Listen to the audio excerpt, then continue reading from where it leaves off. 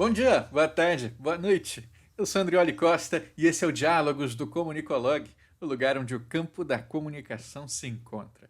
E hoje eu tenho o prazer de receber aqui William Robson Cordeiro, que é mestre em estudos de mídia pela UFRN e doutor em jornalismo pela UFSC. E hoje a gente vai conversar sobre o livro que resultou da sua pesquisa de doutorado, que é o Hiperinfografia, a visualização da informação jornalística mais sofisticada, que saiu no ano passado pela editora Insular. Tudo bom, cara? Olá, Andrioli, que bom poder participar dessa série de entrevistas, Comunicologue, sempre acompanho todas as postagens, também os vídeos, muitos colegas já foram entrevistados por você, e eu estava só esperando a minha vez. Então, aí, aí eu fiquei muito feliz quando recebi o convite de Itatuma, do Cristiano, e estou aqui à disposição, vamos falar um pouco aí de jornalismo, que é o que eu mais gosto de fazer, falar de jornalismo e pesquisa em jornalismo também. Poxa, que maravilha! Então, o William estava esperando a vez dele. Se você aí também está afim de ser entrevistado pela gente, manda um alô, a gente está sempre de olho no que vocês estão falando. Então já aproveita, curte aqui esse vídeo, assina o canal, deixa um comentário aí. Não tenha vergonha de se autoconvidar, não. Aqui a gente, a gente gosta. E agora, então, William, para a gente começar, eu queria que você se apresentasse para o nosso público e dissesse, então, quem que é William Robson Carneiro. Pois é, Adrioli, eu já sou jornalista, já tenho atividade jornalística aqui no mercado, aqui do Rio Grande do Norte, eu moro em Mossoró, mas já fiz umas andanças aí pelo Brasil na minha formação. A minha formação é aqui em Mossoró, eu me formei em jornalismo aqui na UERN, a Universidade do Estado do Rio Grande do Norte, fiz meu mestrado na UFRN, como você colocou, em estudos da mídia, a terceira turma do mestrado na UFRN, e depois aí fui para atravessar o país para Florianópolis, já quando eu soube que abriu o doutorado lá, né? Tinha muito doutorado em comunicação aqui, Uhum. mais próximo tinha em Recife, em Salvador, mas eu queria alguma coisa muito mais focada no jornalismo, então quando eu soube, um colega meu que é aqui de Mossoró também que estudou na UFSC no mestrado, o Juscelino Neco, Uhum. ele falou: William, vai abrir o doutorado lá na UFSC, se você quiser fazer e tal. Aí na época eu trabalhava no jornal, fui com malicuia para lá, para Florianópolis, tinha uma tia lá, ela me abrigou durante um período, e fiquei lá. Aí eu fiz meu doutorado lá, depois eu fui fazer doutorado de sanduíche em Barcelona, na Universidade Autônoma, lá com uma das referências do meu livro, e também as principais referências nos estudos de visualização, o Valério Sancho. Aí eu fui fazer esse estágio de sanduíche lá, fiquei 6 meses em Barcelona. Depois eu retornei, defendi a tese e resultou no livro, né, que foi lançado agora em novembro pela editora Insular. Aí agora eu estou seguindo os estudos na área de visualização também, com o professor Márcio Carneiro, da Universidade Federal do Maranhão. Então a gente está fazendo aí um mapeamento aí de itens, né, como se fosse uma taxonomia de infografias praticadas no jornalismo, né? E também para além do jornalismo, porque como eu estudo lá na UFMA é mais, digamos, multidisciplinar, então eu acabo também me espraiando para outras áreas lá, mas sempre na área de comunicação em específico. Muito bom. Para além, eu queria que você falasse agora um pouquinho também, para além do jornalismo, eu vi que você é músico, você está aí com a sua cadeira gamer, mas você não é gamer não, né? Não, eu gosto de jogar videogame, assim, mas assim, eu não sou tão, assim, digamos, aficionado como meu filho. Eu tô aqui na cadeira dele, aqui no quarto dele, tem inclusive uns quadros de Felipe Neto aqui.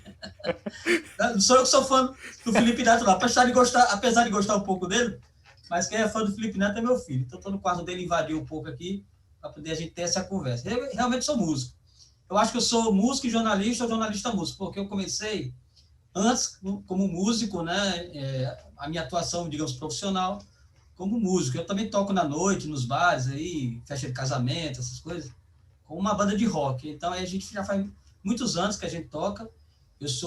Hoje eu tenho 47 anos, mas comecei a tocar com 15 anos, Ah, e tem uma banda desde 2005, que a gente toca nas noites aí de Mossoró. Também a gente às vezes toca aqui no Ceará. Mossoró é uma cidade muito próxima de Fortaleza, uhum. mais próxima de Fortaleza do que de Natal, inclusive. Então a gente toca muito ali pelo Ceará, Aracati, Canoa Quebrada. Canoa Quebrada é uma praia muito famosa aqui do Ceará, os turistas vão para lá, então às vezes convido as bandas de Mossoró, aí a gente vai para lá. Às vezes em Natal, no interior. E tem essa vibe também. Eu já gravei 2 discos também. É um disco de cover e um disco de músicas próprias, né? Eu com uma outra banda, um colega também, a gente fez um disco com 8 músicas. Lançamos o CD já faz mais ou menos, acho que faz uns 4 anos. E lançamos um disco de cover, como se fosse uma espécie de demo tape, vamos dizer assim, na minha época da demo tape, quando tinha isso, para mostrar para as pessoas, para os bares, né, como era o trabalho da banda. Então, resultou nesse disco também. Olha aí, então por que, né, se você era um cara, inclusive era músico antes de ser jornalista, por que a visualização, né? Porque normalmente tenderia a imaginar que você ia cair ali pelo som, né, pelo áudio, pelo rádio, mas aí você foi para a imagem. Por quê? Qual foi, o Isso. que te levou para isso? Excelente pergunta, assim, olha só, quando eu fui trabalhar em jornalismo, sempre o que muito me chamou a atenção em jornalismo foi a parte de design. Eu trabalhei durante mais ou menos uns 15 anos em jornais impressos daqui da cidade. Aqui em Mossoró ele chegou a ter 4 jornais diários e eu trabalhei em 2 dos jornais. E fui editor desses jornais e na época eu tinha muita preocupação com a questão estética dos jornais. Aí participei de vários congressos, na época o jornal era associado da ANJ, aquela Associação Nacional de Jornais, que era a Associação dos Empresários, né? E eles promoviam eventos assim na parte de visualização, mais focado para reformas gráficas de jornais. Eu gostava muito disso, diagramação, parte de design, infografia. Eu implantei o departamento de infografia aqui do jornal. Às vezes as pessoas aqui, na época, não conheciam como era isso. Eu tive que pegar esse pessoal de gráfica que trabalhava fazendo rótulos de produtos, né, para poder eles aprenderem a fazer infografia. Eles foram aprendendo e a gente conseguiu implantar. Sempre eu gostei muito dessa vibe assim, de comunicação no jornalismo, focado no visual, na visualidade. Então, aí eu fazia as reportagens, mas sempre me preocupava muito de como ela seria apresentada, não só no ponto de vista de diagramação, se ia compor com algum infográfico, com alguma ilustração. Aí, a minha monografia também foi nessa vibe.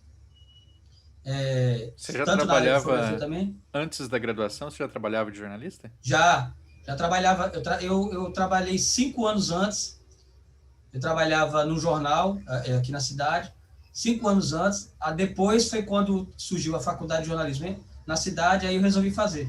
Eu estudava letras na época. Não, na verdade, eu sou da terceira turma, mas eu já fazia um curso de letras, né, aí eu tive que fazer desistir do curso de letras para fazer o curso de jornalismo.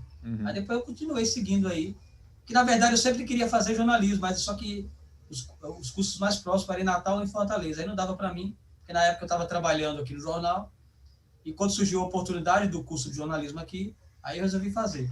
Aí me formei e continuei fazendo as pesquisas, tanto nessa área de infografia e visualidade, né, acompanhando alguns autores, inclusive da UFSC, que é a Raquel, a Tatiana Teixeira. A Raquel foi minha orientadora, a Raquel Long, a Tatiana Teixeira, que também serviram como base aí para minha pesquisa desde o começo lá da graduação. Muito bom, cara. E aí, então, você falou que o TCC já foi de infografia e tal. Você sente que a pesquisa, seja ela ali no seu início, ali na graduação, né, para fazer sua monografia, depois mestrado, doutorado, influenciaram a forma como você faz o seu jornalismo gráfico, né, a sua visualização de dados? Sim, claro, teve muita influência, todo esse aprendizado aí, não apenas do ponto de vista teórico, né, eu acho que isso me ajudou muito, mas também de criação de uma rede de contatos que me favoreceu muito, né, me estimulou bastante ao longo de toda dessas minhas andanças nas pesquisas, né? Então, isso não apenas me fortaleceu do ponto de vista também de ensino, porque eu também sou professor aqui, eu sou professor substituto aqui da UERN, na mesma escola onde eu me formei. E hoje é interessante, né, você voltar também, só fazendo parênteses, você voltar como professor, né, quando você saiu de lá também como aluno, voltar como professor para a universidade. É muito legal isso. E toda essa bagagem também me ajudou a compreender também não apenas a visualização na base, que eu já estudava, que é a infografia, mas também outros instrumentos de visualização que surgiu ao tempo em que o jornalismo foi se modernizando, né? E foi, digamos, se modificando, não apenas se modernizando, mas também se reconfigurando. Então foram surgindo outros formatos também, e todos com foco na visualidade. Eu vejo que o jornalismo hoje, André, olha, ele vai passando por um processo aí. Uma vez eu conversando com o meu co-orientador lá em Barcelona, a gente está fazendo um retorno às origens, digamos, das origens do homem mesmo, antropologicamente falando. Quando a gente tinha mesmo como maior vocação o desenho, e não a linguagem escrita, que é uma forma de desenho também, mas só que a gente hoje está muito mais focado na questão visual, né? Aí a gente vê tantas pessoas lendo menos e se ligando mais nas figuras, aí né? Às vezes as figuras falando muito mais facilmente, muito mais rapidamente do que os textos, as pessoas muito sem paciência ou sem tempo para poder ficar lendo tantos textos que surgem e passam na nossa timeline, mas quando tem alguma imagem ali, algum infográfico, alguma coisa que possa simplificar, eles vão para cima.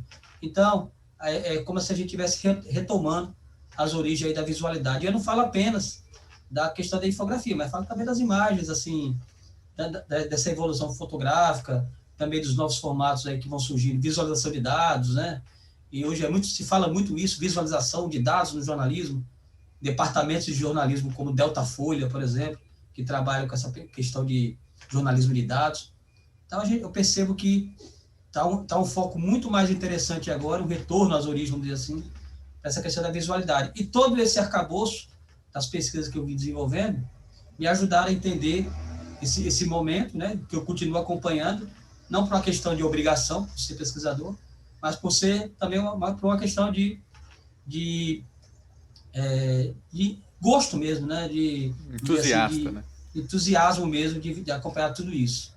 Você, então, propõe no seu doutorado que vira livro uma forma de nomear, né, esse tipo de produção, que é o hiperinfográfico. Conta pra gente o que significa isso, né? O que ele difere da forma tradicional de se fazer.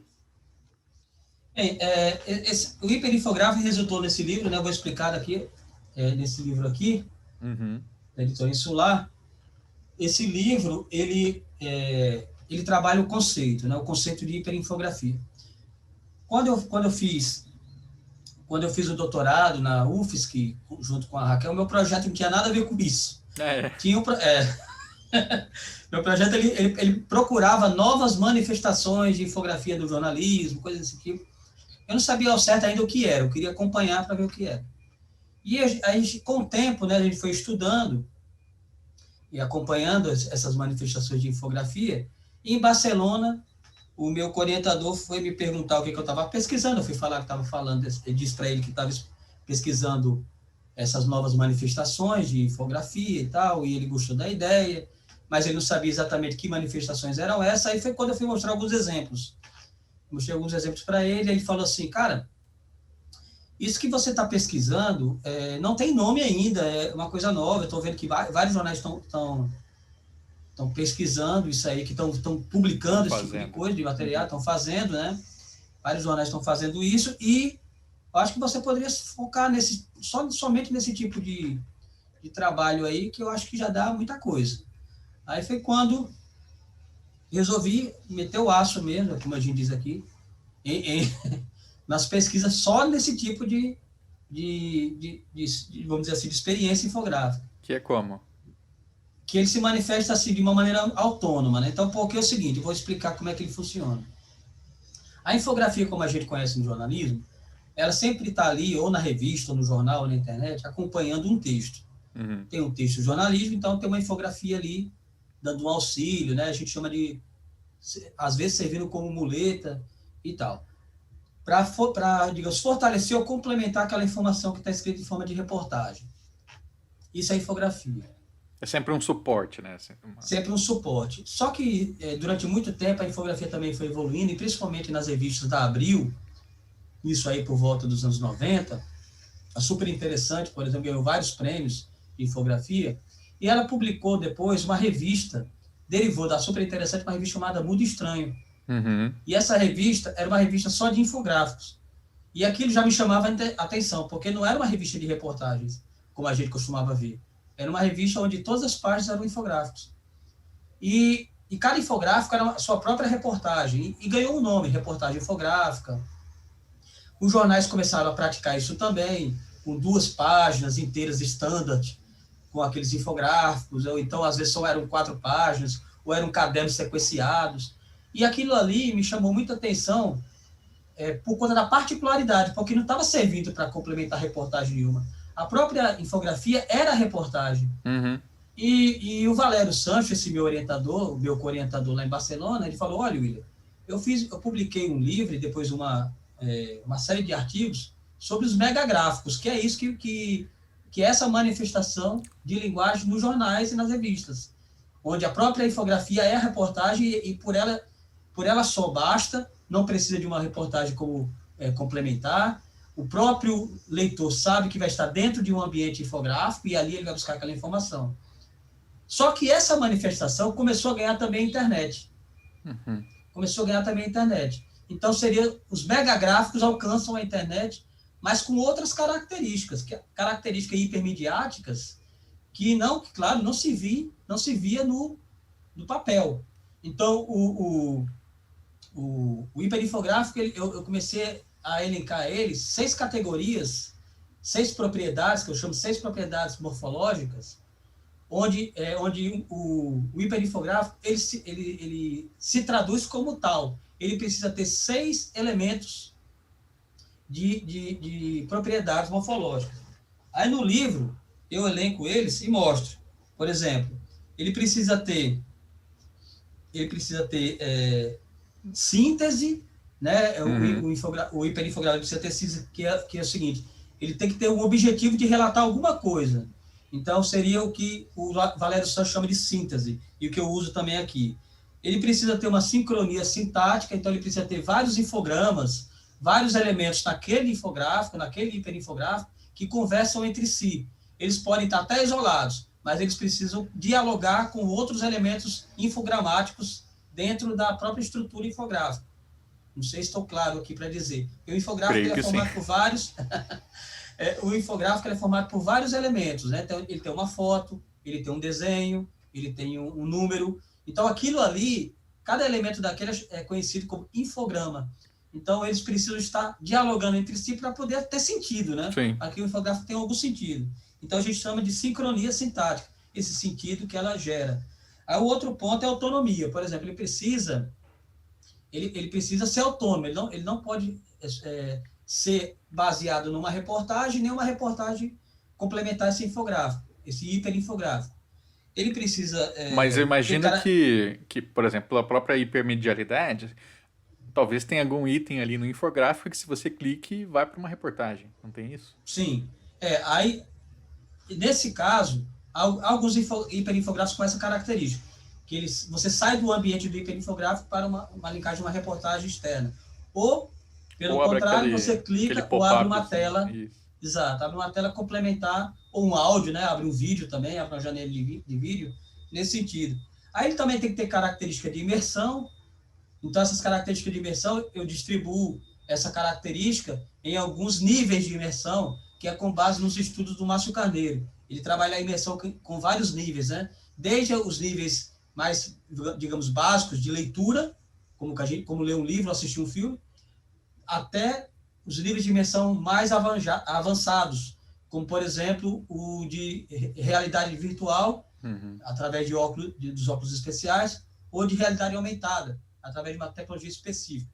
E eu cito isso no meu livro, tenho exemplos também de realidade aumentada, em jornais que praticaram isso, como o Washington Post, New York Times, jornais no Brasil que também trabalham com 3D, no caso do Estado de São Paulo, a Folha de São Paulo, o Globo, né? Então, são jornais que experimentam esse tipo de coisa.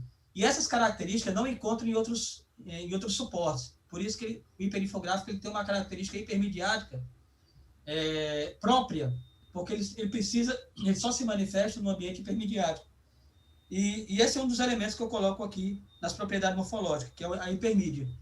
Ele não se manifesta em outro lugar. Então, por exemplo, o megagráfico, que está lá na super interessante, ele não é um hiperinfográfico, porque ele não tem características, por exemplo, de interação. Eu não posso clicar, clico, né? Eu não posso clicar, eu não posso manipular, eu não posso ir e voltar, E não posso me aprofundar. E quando tem um mega gráfico, então num suporte impresso, com um QR Code, por exemplo, para realidade aumentada, como é que você interpreta isso? Ele sempre quando a gente vai analisar qualquer peça infográfica para tentar entender se ele é ou não hiperinfográfico, a gente precisa usar essas propriedades, né, jogar essas propriedades nesse experimento, vamos dizer assim. Uhum. Porque a partir daí a gente vai entender, ele é hipermediático, esse megagráfico? Não, ele só tem um QR Code, né? Então aí a gente fala, não, você só tem um QR Code e ele se manifesta no papel, então ele não tem características digamos, de hipermediáticas, né? Para isso eu criei uma tabela chamada de matriz de análise hiperinfográfica, está aqui no livro. Essa tabela, ele faz com que eu aplico essa tabela junto com qualquer elemento infográfico e lá eu coloco assim, qual é o nível que ele tem, por exemplo, de hipermídia, né, de imersão. A imersão dele alcança que nível? Ele é mais aprofundado, ele é médio? E assim eu consigo ter um mapeamento daquele hiperinfográfico. Porque se dessas 6 categorias, se faltar pelo menos uma, ele já perde o status de hiperinfográfico. Aí ele pode ser infográfico interativo, infográfico multimídia, tem outros nomes que podem ser dados. Mas para caracterizar o hiperinfográfico, ele precisa ter todas essas propriedades dentro do objeto. Boa. Então, William, e eu vi também que no seu livro você entrevistou profissionais que fazem infografias, né? Qual que foi o critério de seleção dessas pessoas e como é que você acha que isso contribuiu para o seu trabalho? Então, eu fiz algumas entrevistas, tanto aqui no âmbito do Brasil, quanto também nos Estados Unidos e na Europa. Então, são entrevistas com variados propósitos. Alguns é a própria experiência. Então, eu entrevistei, por exemplo, o Rodolfo Almeida, do Nexo, né, porque ele já vinha executando alguns trabalhos no Nexo, produzindo alguns... O Jonathan Sarmento, do Estadão, que também já vinha produzindo, além do impresso, ele também já produzia também para o site do Estadão. O Luiz Iria, que trabalhou durante muito tempo na Super Interessante, era chefe de infografia, trabalhou em várias revistas da Editora Abril, e continua com a infografia também, agora nesse outro campo. Aí o Alberto Cairo, que ele é muito, assim, eu acho que é o principal, o mais fera de todos, na parte de infografia e de visualização. Ele tem, de vez em quando, ele faz vários cursos aí para o Night Center, e ele é da Universidade de Miami, inclusive ele terminou o doutorado dele, eu usei a tese dele recentemente, nem se transformou em livro ainda, ele me mandou, mas eu acho que já deve estar disponível, Nerd Journalists, que é seria uma espécie de profissionais que não apenas sabem escrever ou fotografar, ou têm apenas uma única habilidade na redação, mas que conseguem, por exemplo, utilizar suas habilidades na área de visualização de dados. Ele fez alguns estudos com os jornais da Europa, e ele usou esse termo, né? Nerd Journalist. Então, que a gente, quando ele observa assim, um jornal que seria mais ou menos um jornalista polivalente, né? Mas vamos dizer assim, mas com outras características, né? Interessante. Então aí ele também concedeu entrevista para a tese. Aí o Valério Sancho, o Jordi Catalá, que ele foi um professor associado lá da UAB, e ele também trabalhou muito tempo na parte de infografia no La Vanguardia, no El Periódico de Catalunha, o Jaime Serra também, que trabalhou no El Mundo, no El País.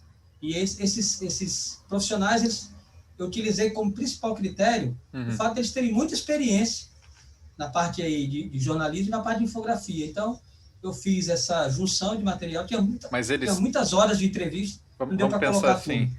Eles fizeram já hiperinfográficos nesse modelo que você propõe, ou só infográficos mesmo, eles eram especializados no modelo mais tradicional? Nas duas formas. Há profissionais que trabalharam com hiperinfografias e há profissionais que, por exemplo, só trabalhavam em infografias impressas. Nunca experimentaram a internet. Então, eu queria ver como eles observavam essas mudanças na infografia. Porque o hiperinfográfico é diferente das infografias tradicionais. Ela não é executada só por um único profissional, porque ela exige digamos, uma equipe, né, para produzir esses hiperinfográficos. E tempo também. Um dos hiperinfográficos que eu utilizo aqui no livro, que eu uso como exemplo, é o da Catedral de Notre Dame, idealizada pelo New York Times. Que pegou Tem uma fogo, equipe né? que pegou fogo. E eles fizeram um hiperinfográfico mostrando toda a estrutura da catedral, de cima e de baixo. O usuário, ele manipula, ele vê de que maneira, digamos, em que enquadramento, de que panorama ele quer ver a catedral, né? Aí ele vai aproximando, recebe informações, a catedral vai ficando transparente, vai mostrando como é por dentro. Poxa. Essa produção não foi de apenas uma única pessoa. Então, é uma equipe, né? Gente que trabalha com a parte de programação, gente que trabalha com a parte de roteiro. E você sabe dizer quanto Desenho. tempo para ela ficar pronta? Essa em especial? Esse do New York Times foi até rápido, porque houve um incêndio, vamos colocar assim, na segunda-feira, vamos dizer assim, hipoteticamente, e eles conseguiram publicar esse hiperinfográfico na quarta. Então, 2 dias eles levaram para publicar. Então, é um tempo relativamente rápido, considerando que as produções de hiperinfográfico com essas características levam até um mês, se for o caso. Pois é, porque eu estava pensando assim, que uma produção dessas, né? O que faz um veículo investir numa produção dessas, especialmente num período em que a gente sabe o recurso financeiro, né, é cada vez mais exíguo e os jornais estão mais enxugando ali profissionais do que investindo neles. Então, o que faz um veículo dedicar uma equipe a fazer um trabalho que vai ser longo, né, e que vai mobilizar tanta gente? Você consegue ter uma resposta para isso? Assim, eu acredito, e não há uma resposta assim, digamos, definida, que eles estão experimentando novos formatos. Então, eles utilizam a hiperinfografia como formato. Da mesma forma como eles utilizam, por exemplo, experiências na rede social. Ou então eles criam páginas especiais, como, por exemplo, reportagens multimídia, como o Snowfall.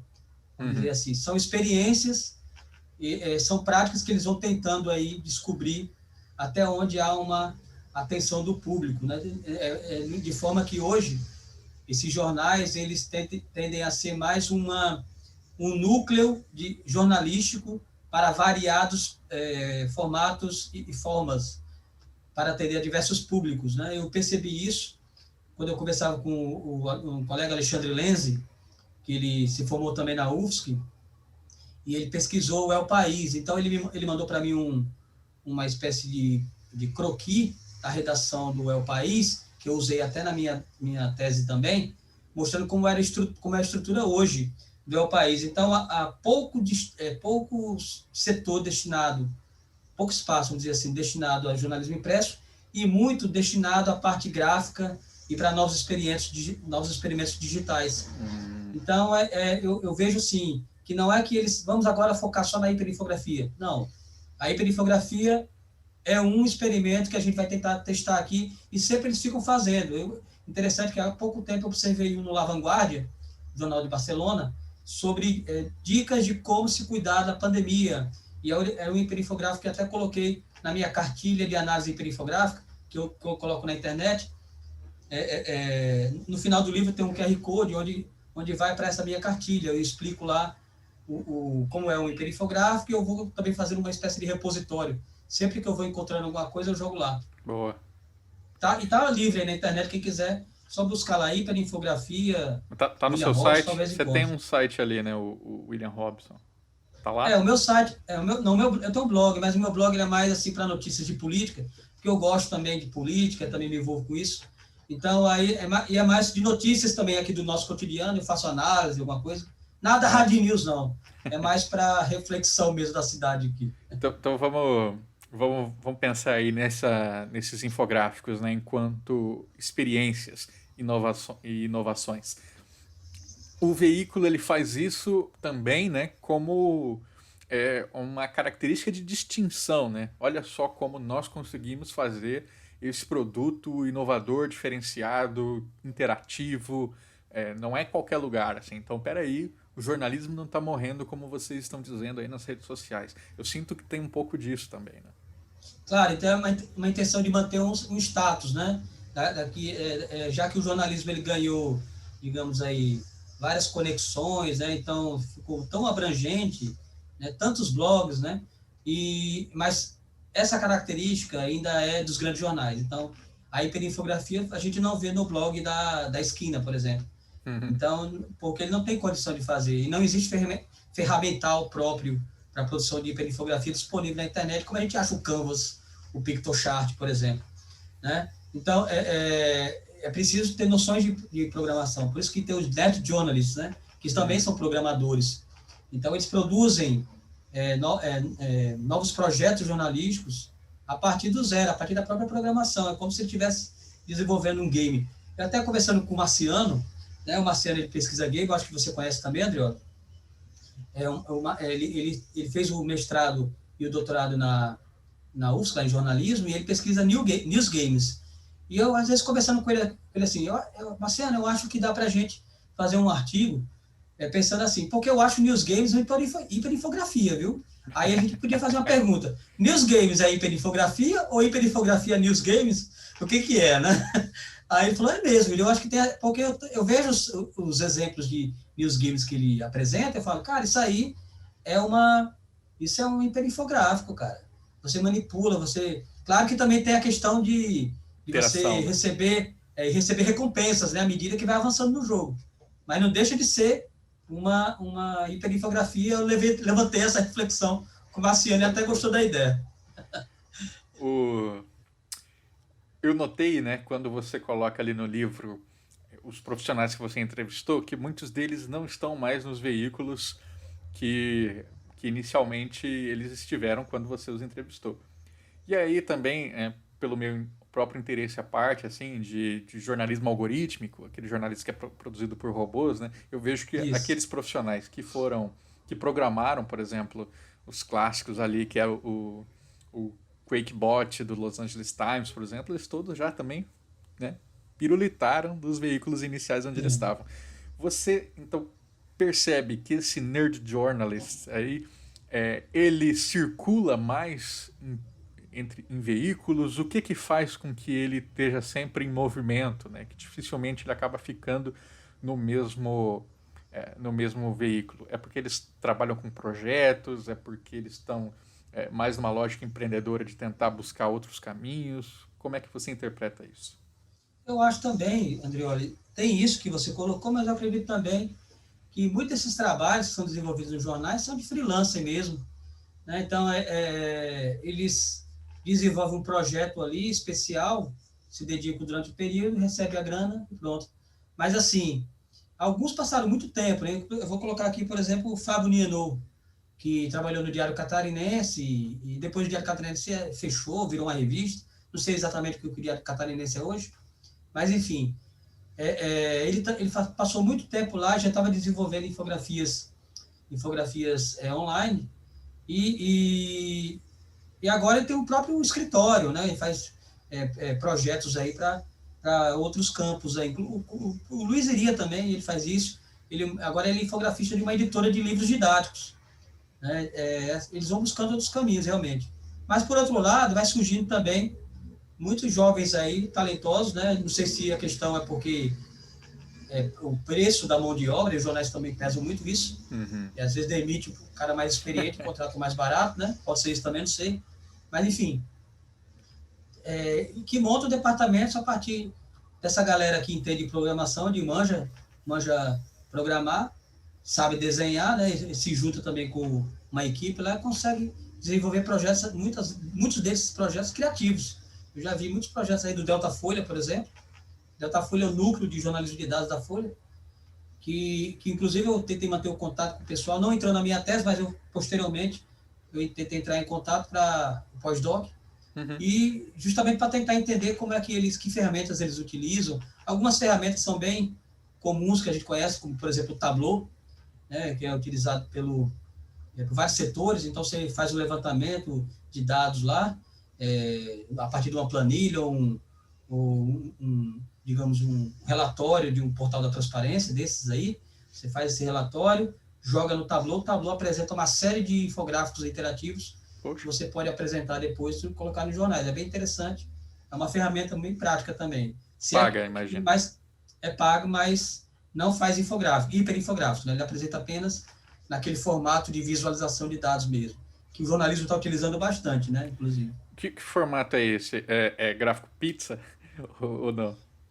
Às vezes é gráfico pizza, às vezes é aquelas bolhas, né, que vão se interconectando para mostrar, por exemplo, que determinado cenário está maior do que o outro, então uma bolha é maior do que a outra. Aí você vai passando o mouse, aí vai mostrando os números, né? Você pode afastar também uma linha e vai mostrando também a dimensão de determinado tema.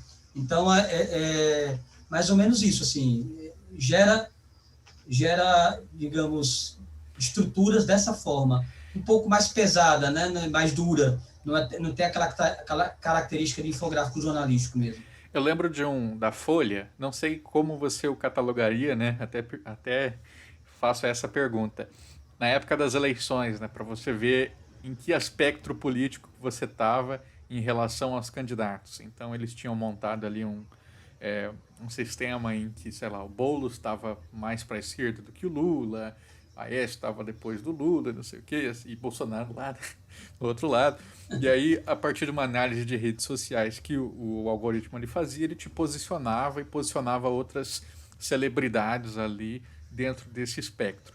Então, quando você tem esse produto em que você tem que inserir os seus dados e ele vai ler os seus dados para projetar em cima de um esqueleto que já está ali pronto, isso é um hiperinfográfico? Isso é o quê?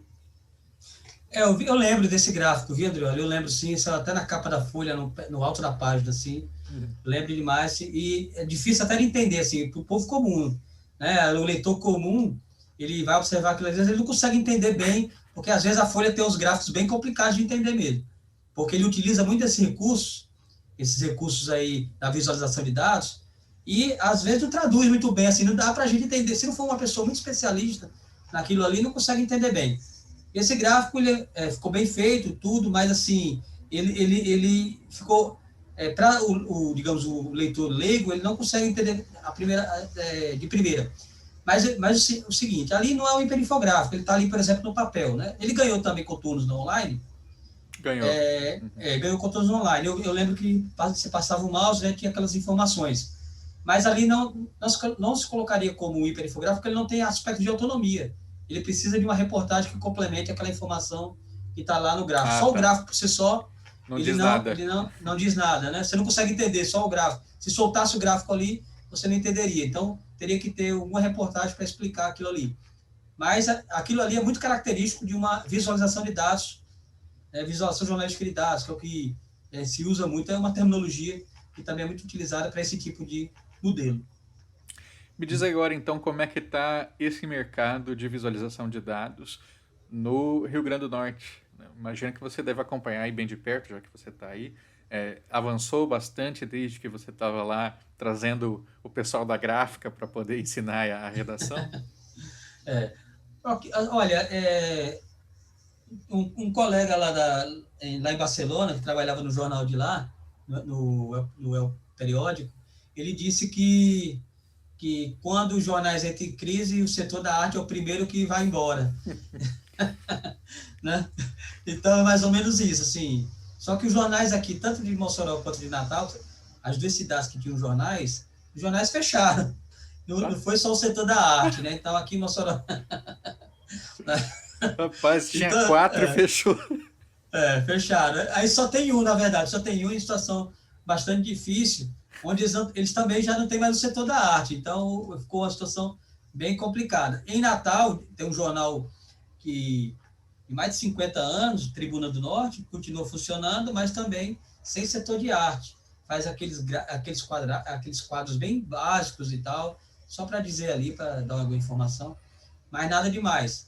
Então, do ponto de vista de produção de infografia aqui no estado, ficou bem precário. Às vezes a televisão tenta fazer alguma coisa. Aqui, por exemplo, a afiliada da Globo aqui começou a fazer uns bonequinhos de estilo, aqueles cavalinhos do Fantástico, para mostrar quais as cidades daqui do estado que estavam vacinando mais. Ficou meio tosco, mas já é uma iniciativa. Assim, eles tentaram fazer... Entendi. Tentando experimentar alguma coisa, porque eles não têm ainda pessoas específicas para esse tipo de atividade. E é difícil aqui no estado, porque nas escolas de jornalismo ainda precisa de disciplinas mais específicas, porque a gente vê, por exemplo, na UFSC há muitos projetos com a Rita Paulino, com a Raquel Long, com a Tatiana Teixeira, voltados para esse tipo de coisa, para esses nossos formatos, essas experiências.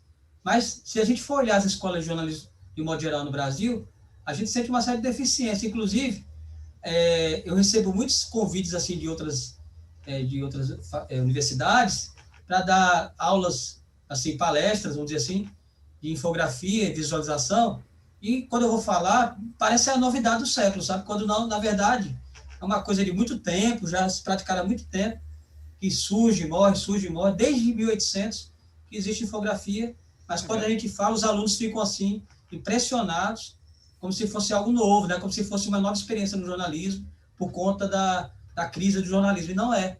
Né? Porque, de certa forma, as escolas tinham uma certa deficiência no seu currículo, na grade curricular das escolas de jornalismo, em privilegiar também as disciplinas voltadas para a visualidade. Agora não, com a mudança das novas diretrizes, aí já há uma preocupação um pouco maior, eu já percebo isso. Inclusive aqui na UERN, que já está dentro dessas novas normas, há disciplina específica na área de infografia, planejamento gráfico e tal. Eu sou professor também aqui na área de planejamento gráfico.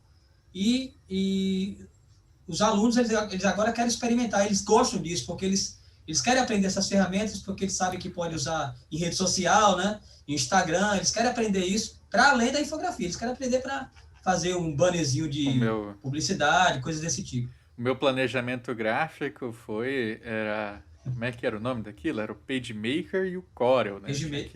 Tinha que cortar forma em Corel. Eu nem sei mais fazer isso hoje. Eu usei muito. Era um círculo, aí o retângulo, aí eu queria ali uma meia-lua, tinha que usar o retângulo para cortar o círculo. Gente, que terror. Eu usei muito o PageMaker na redação aqui, e também o Corel. O Corel era muito pesado, se não fosse aqueles computadores. E os computadores também não eram muito bons, né, naquela época. Mas, assim, o Corel travava direto, né? Então depois mudou para o InDesign, já melhorou um pouco, né? Tinha o Photoshop e tal, aí já melhorou bastante. Hoje eu uso o InDesign, né? Inclusive, para dar aula, eu uso o InDesign para poder explicar para os alunos como é que diagrama uma página, colunas, porque apesar de tudo, o pessoal fala da crise dos jornais impressos, mas os jornais impressos ainda existem, né? Eles ainda produzem suas infografias e suas informações através do papel, e a gente não pode descartar isso, né? Você falou aí uma situação, né, que imagino que no Brasil inteiro a gente esteja vivendo, que é fechamento de jornais, precarização de redações, equipes cada vez mais enxutas e tal. Ao mesmo tempo a gente tem, né, e não dá para negar, esses grandes veículos, especialmente de grandes centros, eles trazendo esses talentos para projetos inovadores, então eles ficam cada vez mais em distinção, né? A Folha aparece cada vez mais, né? O Times aparece cada vez mais, não sei o quê, e concentram talentos, enquanto isso os jornais da periferia brasileira, né, vão se esvanecendo. Eu queria ver como é que você entende isso, né? Se é uma tendência mesmo, se tem espaço para as mídias regionais, especialmente nessa questão de arte que a gente está falando, e como é que você está aí prevendo para o futuro? Eu sempre, André, olha, é uma boa pergunta, porque eu sempre apresento essa, digamos essa discrepância, ou então esse contraste, né, jornalístico no cenário atual, quando as grandes empresas de mídia se fortalecem mais e as pequenas não conseguem acompanhar. Recentemente teve até uma disputa publicitária do Globo com a Folha para saber qual era o mais nacional, né? Uma disputa, parecia coisa de quinta série, mas tinha isso na Folha. A Folha no Globo, né? Para ver quem era o mais nacional. Não, o Globo é mais nacional, a Folha é mais nacional. Mas, na verdade, eles estão nesse âmbito mesmo. Eles estão conseguindo uma abrangência nacional porque os jornais regionais eles estão em dificuldade. Aqui perto, um dos jornais, por exemplo, o Diário do Nordeste, um jornal de Fortaleza, que eu pesquisei a parte gráfica e resultou nesse primeiro livro que eu lancei, Infografia Interativa na Redação. Eu lancei eu lancei em 2013, quando o jornal tinha departamento de gráfico. Hoje não tem mais, e não tem mais nem jornal impresso. Só tem um jornal online, o DN Online. Aí, o que eu percebo é o seguinte, que os jornais regionais eles também estão perdendo aquele protagonismo que tinham. E eu falo para meus alunos o seguinte: olha, gente, vocês podem, dentro da limitação, mas dentro das ferramentas que estão disponibilizadas na internet, fazer uma certa diferença, oferecendo material e conteúdo diferenciado, para além desses blogs, porque o que está sobressaindo são blogs com textos com pouco aprofundamento, sem reportagem, sem apuração, com fotos reproduzidas da internet. E eu fico falando, olha, gente, vocês podem fazer um diferencial não apenas com uma reportagem mais aprofundada, mas utilizando esse ferramental aí que existe na internet para produzir infográficos, conteúdo imagético importante e fazer diferença. Então, é um caminho que vocês podem seguir, porque a gente percebe uma certa carência disso do público, mas também a gente percebe uma falta de vontade maior ou de conhecimento maior do próprio jornalista em desenvolver atividade nesse sentido.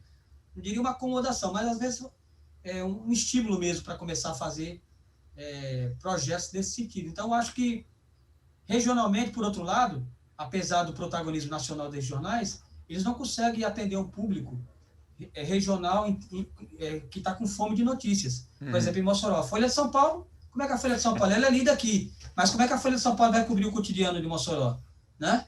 Então, eu falo para meus alunos, olha, gente, Mossoró precisa também de conteúdo de qualidade e vocês podem fazer isso utilizando todos esses recursos. Por isso que você tem um blog? Esse é um desafio.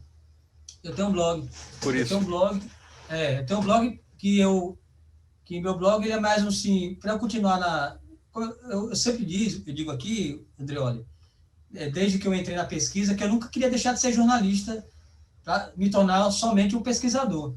Porque é uma profissão que eu amo, que eu me dedico muito, toda a minha vida, e não queria deixar o jornalismo somente para pesquisar jornalismo, eu queria continuar ainda fazendo.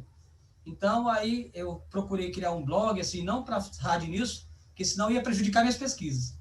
Eu queria ter um tempo para o blog no final do dia, para fazer alguma coisa, alguma análise, alguma entrevista. Eu tenho um canal no YouTube também, a Agência Moscou, que eu faço com um colega meu aqui, onde a gente faz entrevistas, análises, todos os dias de meu dia.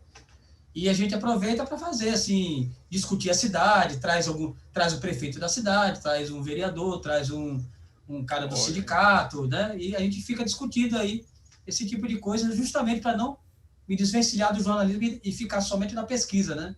E você, porque às vezes... Você faz infográfico lá também? Faço, às vezes faço infográfico. Às vezes, já pensou? Santo de casa, né? Casa de ferreiro, espeto de pau, né? Aí eu tento fazer também e mostro para os meus alunos, olha, gente, ó, eu fiz aqui essa matéria, mas eu tenho um infográfico, olha aqui, ó. Boa.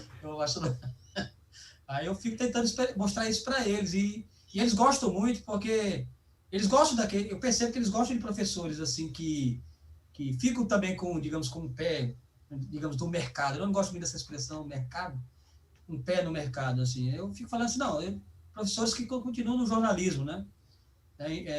Porque tantos profissionais legais que a pesquisa ganhou e que o jornalismo, vou dizer assim, por outro lado, perdeu, né? Porque não continuou praticando. Mas eu vejo muitos colegas na nossa área, Andreoli, que continuam fazendo a sua atividade, mesmo porque se torna um vício mesmo, né? Não pode deixar. Então é meu caso também nesse caso. Vou dizer assim, o meu caso também, de vício. Muito bom. Você falou, então, de trazer sindicatos e tudo mais. Uma coisa que eu estava pensando enquanto você falava é que muitas vezes, bom, se a gente for pensar que as redações não estão mais absorvendo os jovens profissionais, a gente acaba indo trabalhar em terceiro setor, assessoria de imprensa ali, às vezes, de ONG, de sindicato, não sei o quê. A infografia, ela também pode ser, se ela está sendo aí um diferencial para a grande mídia, também poderia ser um diferencial para movimentar as redes sociais de uma ONG que você trabalhe, ou então da própria imprensa sindical que você representa. Né? Sem dúvida. Inclusive, eu sempre apresento um projeto aqui para meus alunos, é um projeto mexicano chamado Pictoline, que é um escritório montado lá, inclusive já montaram uma sede aqui no Brasil também, onde eles produzem muito material jornalístico em forma de infográfico só para o Instagram e para as redes sociais, de modo geral.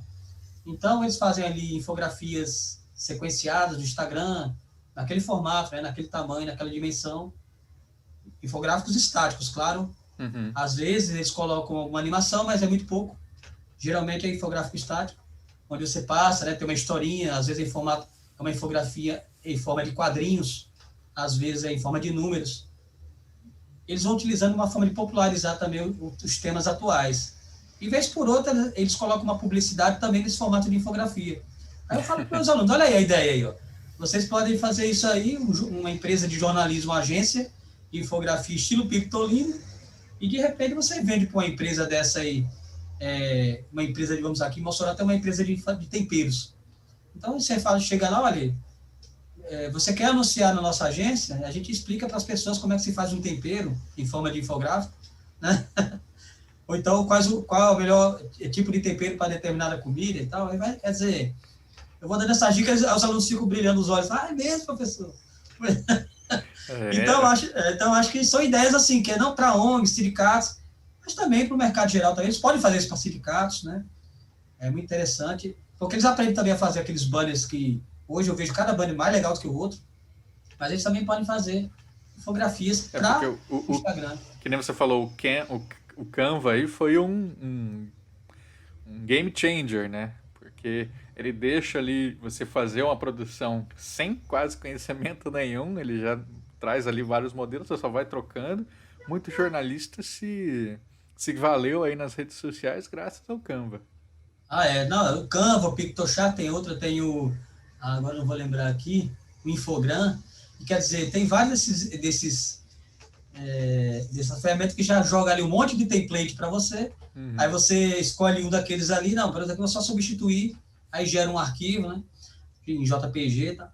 Aí quer dizer, não deixa de ser legal, porque eu acho válido, porque o infográfico está se popularizando também. E os elementos infogramáticos também se popularizam.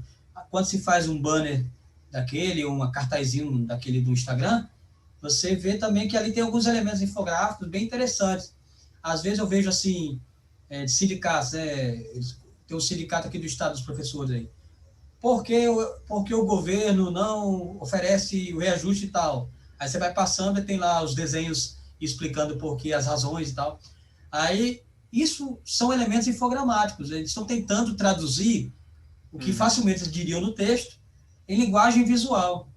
E isso eu considero muito válido e um avanço. Por isso que eu me referi que nós estamos voltando às nossas origens do desenho, né? Quando a gente nasceu, a gente não foi logo escrevendo, né? Mas rabiscando, né? Fazendo uma casinha, alguma coisa, uma bola. É o que a gente se manifestava assim que como as crianças, né? Aí depois que a gente foi aprender a desenhar letras. Então, o desenho sempre faz parte da nossa vida, de alguma forma. Para a gente encerrar então, William, queria que você desse aí alguns exemplos é, inspiradores, né, para a gente conhecer de produções infográficas aí, falar assim, poxa, dá para fazer isso, então posso juntar com essa minha ideia aqui e aí vai virar aí um case, tipo a venda do tempero aí. Gente, assim, tem muitas coisas legais aí, André, olha, assim, que se fosse numerar, não sei se daria tempo, mas olha, eu acho que o Pictoline é uma boa ferramenta para dar uma olhada. Ele está no Instagram, é Pictoline, Pictoline, Pictoline. Tem gente que fala Pictoline, né, mas o pessoal mesmo lá diz que é Pictoline mesmo.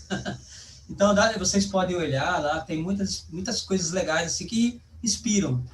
E os projetos de infografias do jornal O Globo. Então, no Globo ele tem uma aba lá de infográfico. É difícil de encontrar, mas você entra no site do Globo, tem infográfico e aparece lá uma série de infográficos. No Estadão também, eles têm lá uma abazinha de infográficos, que vale a pena dar uma olhada. E ali são infográficos que se misturam. Então, tem infografias estáticas, tem infografias animadas, tem infografias interativas, infografias, hiperinfografias, tudo misturado ali, porque esses jornais eles não se preocupam muito com essa questão de nome que vão dar para as coisas. Eles jogam tudo lá, tudo é infográfico para eles. Mas tem vários exemplos ali muito interessantes.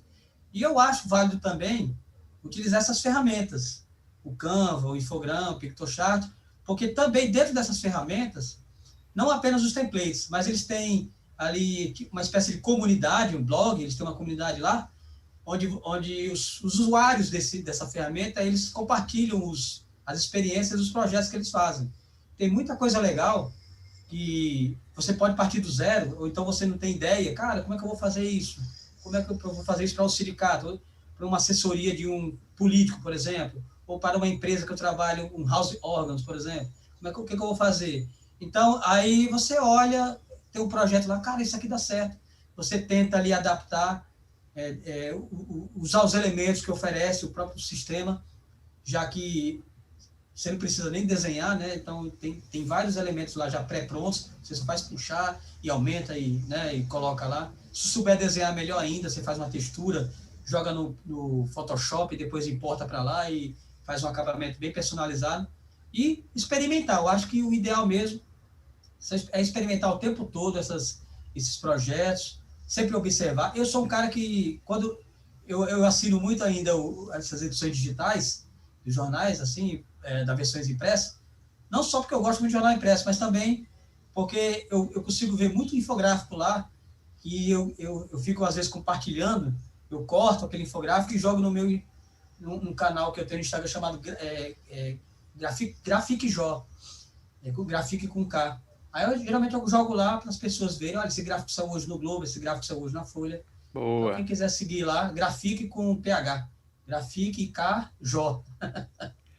Olha aí, acabei de abrir aqui o Pictoline, e aí também tem toda a questão da atualidade, né, no infográfico. Então, estava passando a série do Loki, que tem um crocodilo lá, o Croc, né, o crocodilo Loki, e aí eles fizeram aqui um infográfico com a diferença entre um caimã, né, que é um jacaré, e um crocodilo. Eles falam assim, opa, peraí, então ele não é um crocolock, ele é um Cayman Lock. E aí, com as informações do infográfico, eles explicam tudo. Então, bem divertido bem didático, também, né? Divertido e didático, né? Então, essa é a finalidade também da infografia, né? É levar a informação da maneira mais simples possível e garantir que você se informe, né? Garantir que você recebeu aquilo ali. Você aprendeu com aquilo. Então, essa é a finalidade da infografia, que vai alcançando estágios ainda maiores, né? Na realidade virtual, na realidade aumentada. Inclusive, eu estava testando um da Folha, Andrioli, bem rapidinho aqui, um hiperinfográfico da Folha, onde fazia mais ou menos o parâmetro de quanto era o salário dos principais atletas do mundo. Aí tinha do basquete, do beisebol, da Fórmula 1, aí tinha Neymar também, do futebol. Aí você compara com o seu. É isso? Aí você, através do seu celular, você apontava para o ambiente da sua casa, apertava um botão lá e mostrava a montanha de dinheiro na sua sala, que era correspondente ao salário deles. Aí eu falei, cara, na minha sala, como eu moro num apartamento bem pequeno, então a sala foi tomada de dinheiro, né? Eu falei, imaginei aqui. Boa. Isso. Então, William, foi um prazer gigante falar com você no dia de hoje. Queria que você se despedisse aí dos nossos espectadores e deixasse sua mensagem final. A palavra é sua. Eu só queria agradecer a Andrioli. Eu estava com muita vontade mesmo, uma honra para mim participar aqui desse programa aqui do Comunicólogo. Eu sempre acompanho, gosto demais também. Muitos colegas passaram por aqui, a Ana Marta, eu vi a da Ana Marta também, a Kerley, né? Uhum. Então, quer dizer, muita gente boa passou por aqui, meus colegas que eu levo para a vida toda. Lembro também de você, ainda fazendo as nossas andanças, assim, nos encontramos lá no meu escritório, no bar meu escritório lá, em frente à UFSC. Ali era o meu ponto de encontro, e o ponto de encontro do pessoal ali do Poijó. Quando saía, todo mundo ia para lá, depois da aula. Tem que ser. Eu agradeço demais, Andrioli, aqui a oportunidade de compartilhar um pouco da minha pesquisa, da minha experiência e da minha vivência no jornalismo e na pesquisa. Maravilha. É isso aí, pessoal. Espero que tenham gostado. Se gostou, não deixa de deixar o like no vídeo, hein? Eu sempre peço aí 2 vezes para você não esquecer. E assine o nosso canal. Queremos chegar logo aos 100 inscritos. Estamos quase. É isso aí. A gente se vê na próxima semana, sempre na quarta-feira, às 19 horas. Um abraço. Até a próxima.